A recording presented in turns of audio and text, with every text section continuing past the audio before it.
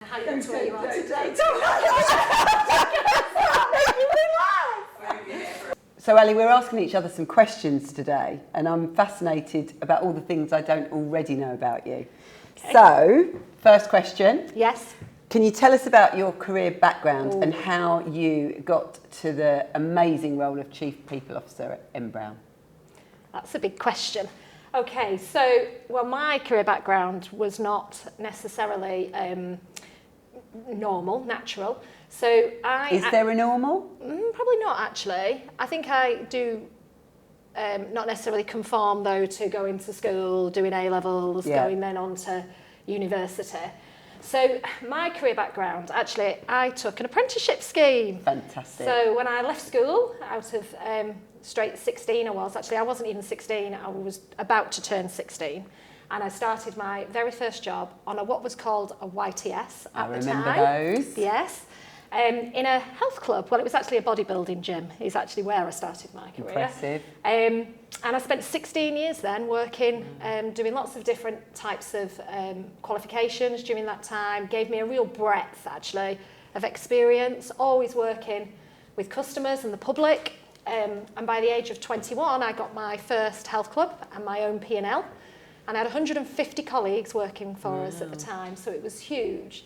And then I worked my way up to be a regional manager, and then at that time they said, would I like to actually get qualified in something outside the health club industry? Right. So we then looked like, what do we want to specialise in, I guess.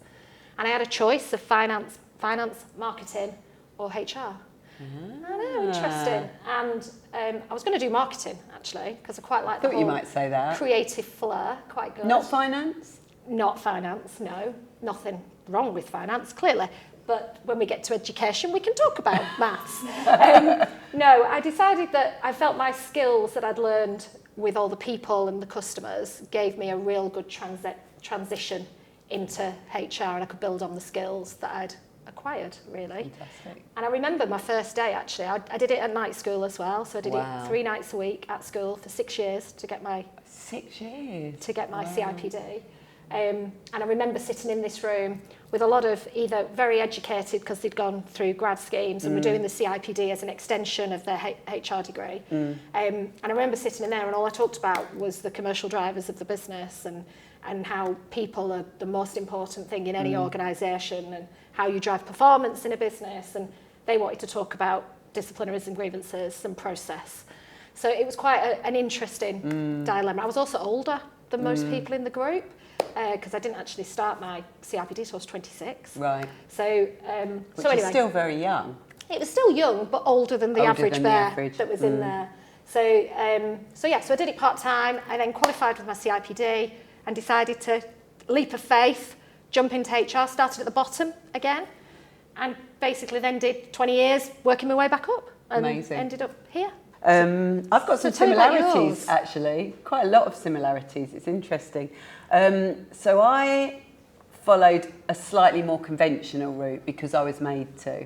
So I went to quite a strict school and I was deputy head girl. Of course you were, Sarah. I can see that. Social secretary. Yes, I can see that too. But I went to... None of my family had ever been to university. No one in the family at all. So my parents were quite passionate about me going to university, and I was desperately wanting to do art. Oh. And they said, "Well, art's all very lovely, but no one from the family has gone to university, so you have to do something that is theory-based, not practical." Oh. Which was a little bit heartbreaking. So. Me being me, I was rebellious and I said, right, I'll do history of art then. And like it? Unbeknownst to me, most people that were on the degree course for history of art were either aiming to be cultured wives or rich housewives. And I was neither of those two things. So when I turned up at university, I felt like a fish out of water because I was amongst a lot of very affluent and well-to-do people, but I was determined to prove myself. So I did well at the degree. Always loved customers. Always loved customers. I worked in Laura Ashley, which for most people in our business, they won't know it. Yeah, that's true. But it was one of the shops in Southend where I grew up. There was next door, there was Laura Ashley, which were both the cool places to work. And I worked there from the age of 16, so a bit like you, and worked throughout university in the Laura Ashley store in Marble Arch up in London. And when I graduated, it was the late 80s, early 90s recession.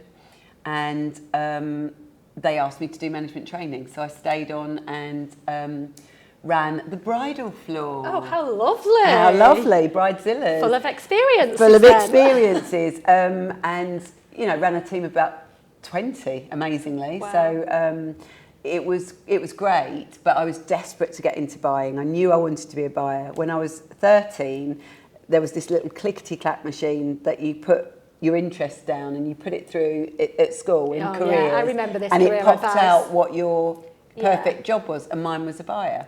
Perfect. So I was very, very nice to all the head office team when they came into the shop, and desperately tried to get shifted into head office, but that wasn't to be. So I took myself off to an agency and said, please, can you get me a job in buying? And they said, it's very, very competitive, you won't get into it.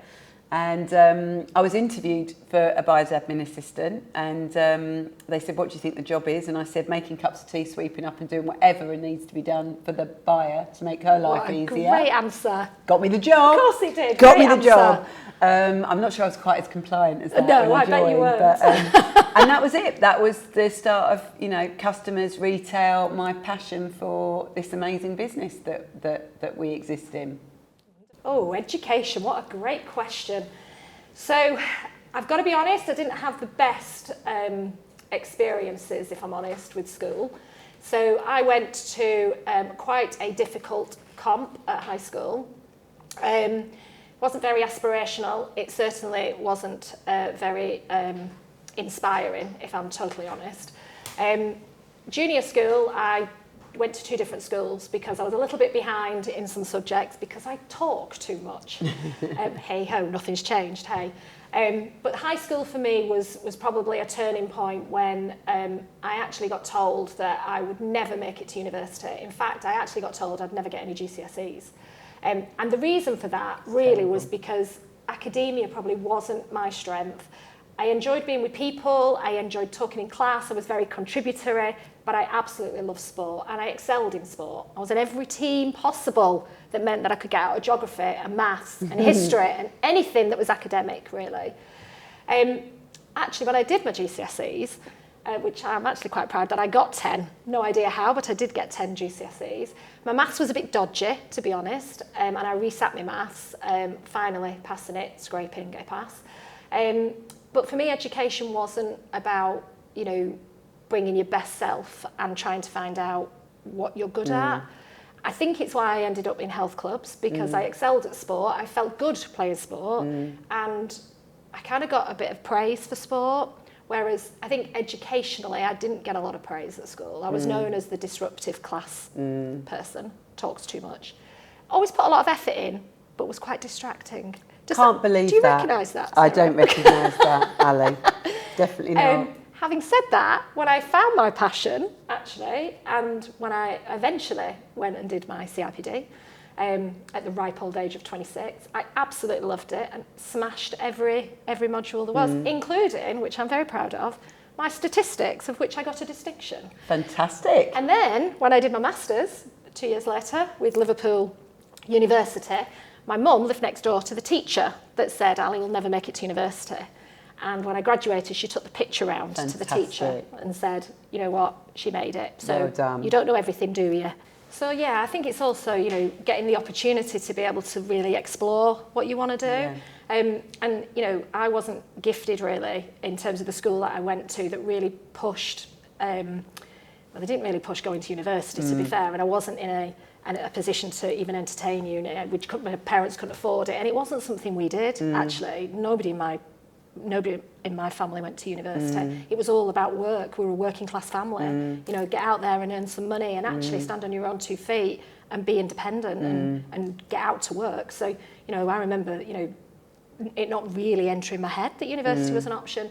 But the YTS scheme, which is now the apprenticeship scheme, was a really good scheme at the time. It was about getting, children of 15, 16 who didn't want to go down the education front into work. And it was quite vast as well, because at the time the government kind of paid companies to take people on. It was more encouraged, I think. Which is why I ended up, I excelled at sport, and they helped me to find something that was connected to sport. Right. And that's how I ended up in the health clubs. And I paid £29.50 a week. I gave a tenner to my dad for my rent and another tenner to pass me driving. So I had driving lessons, which were a tenner, and a £10 to my dad for rent. And I had £9.50 to live off for the week. And I still remember that. It's really, really kind of vivid in my head in terms of kind of how it all kind of came through. And then once I got in there, the opportunities were just vast. And I think when you love what you do, you push yourself a bit harder. I was open to every opportunity. I was a lifeguard, I was a fitness instructor, I ran the gym, I ran food and beverage, I then ran events, and then I did comms, and it just kind of spiraled to deputy general management, into GM, got my first store at 21. Fantastic. Amazing. It wasn't a store. See, back to retail. It wasn't Back actually to a store. retail. It was a health club. But you've still got It's the same. customers. Exactly. The way I personally see social mobility, and the reason I'm so passionate about retail in particular, is because I think it allows anyone access to great careers. Yeah, definitely. And how amazing that regardless of background, you've got an infrastructure where passion, commitment, dedication and customer-centric thinking can come through and thrive. And I think I was fortunate to go to university because neither of my parents had. My granddad was a coal miner, my grandma was a maid. So my mum and dad were passionate about building that into my life. Mum left home at 14. She had a very difficult background. So for me, I was fortunate. I had access to people that helped me understand my worth. But really, retail was where I found myself. So that was where I found my best self. That's where I made my best friends. That's where I've evolved my career. I can't think of a better career to be in, really. And I heard a quote once when I went to a Prince's Trust conversation where the young lady said, everyone needs someone who believes in them. That's true. And That's it's very really true. resonated with me. And I think what social mobility means for me is you've got someone that believes in you. Yeah, that's lovely. That's really nice.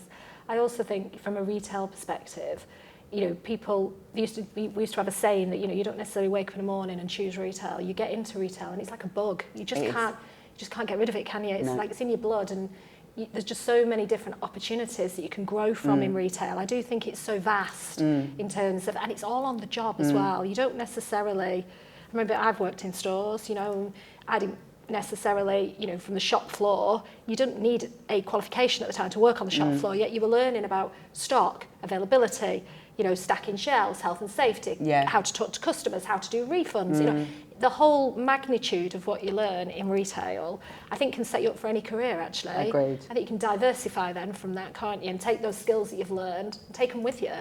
I think it's a wonderful opportunity, and to your point, I think it's probably the most inclusive industry as well.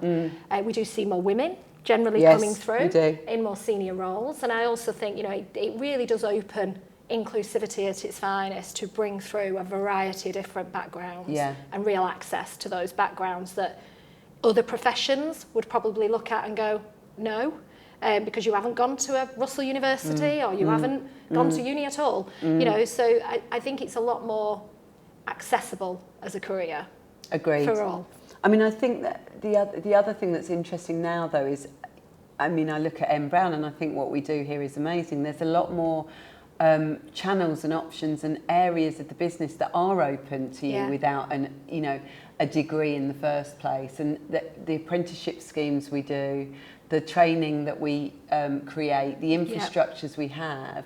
Some industries are really at their infancy. So if you think about sustainability, ESG, all of those aspects, we've got wonderful people in the teams who are teaching us a lot because it's new and it's evolving. Some of the digital expertise that comes through, what will exist in 1, 2, 3 years' time, you can't learn today because it will be out of date. Agreed. So I think that life is evolving and careers across the piece are more open to a broader range of people.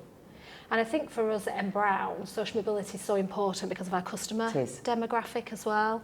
You know, we know that financial services being our, you know, hub of, you know, customer sweet spot, we know that many of those customers have either got challenges with disability, ethnic minority, demographic in terms of income, reading age, all of that. And I think that really lends itself to a business that can really evolve its kind of workforce around it and understand it actually as well, and have empathy towards our customers and understanding towards our customers.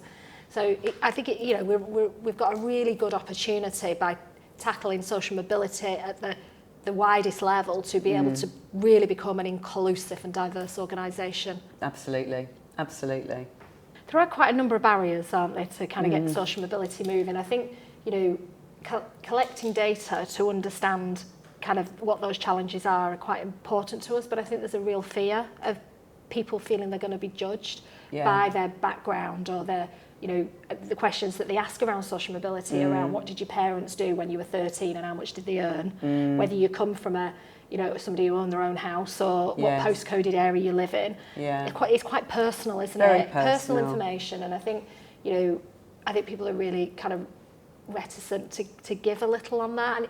And it's a barrier. And I think it's one of those things that we just need to kind of start breaking down. Yeah, and start understanding more so we can put more infrastructure around what those barriers are to come up with a better opportunity to talk and encourage more people to come forward to help to break the silence around it. I think it can be difficult to know what to say or what way to say it in, and I think people can be a bit nervous and reticent about saying the wrong thing. I mean, if I think about the differences in education now compared to when I was growing up, we are evolving, and that's exciting. But I think there are generational differences, and it can be hard. I mean, it's great that we've got our communities in M Brown because that's where people can show up and be their selves. Yeah, definitely.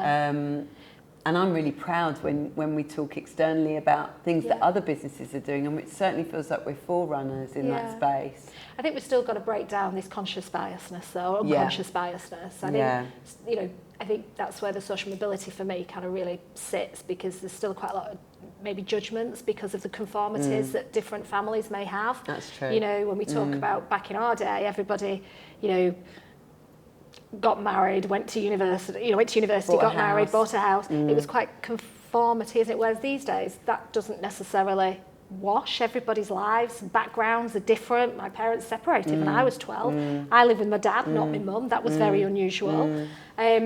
My dad couldn't drive. We had a Robin Reliant because... I can't drive either. Well, that's true. That's true. But we had a Robin Reliant that I used to go to school in, and I used to get him to drop me off down the road because I was worried that people would think, oh, she's got a Robin Reliant car. It wasn't because we couldn't afford a car. It was because he couldn't pass his driving test because he had a motorbike licence.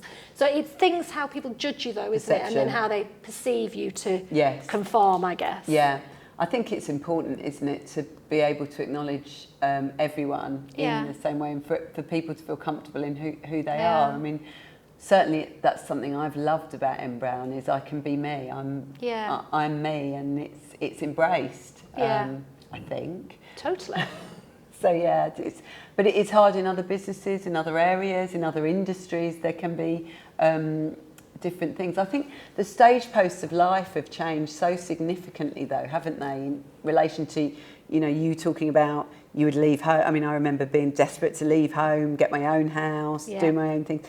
Those stage posts don't exist anymore. It's hard. I mean, how to get on the housing ladder. To get on the housing ladder, and you know, I'm not sure my kids will ever be able to own their own property, and so things are different. So people value experiences a lot more, and it's not a job for life anymore. Your role as an employer is to get people ready for their next stage of evolution, whether that's here or somewhere else. And so everything has changed a lot. Yeah, I totally agree with all of that.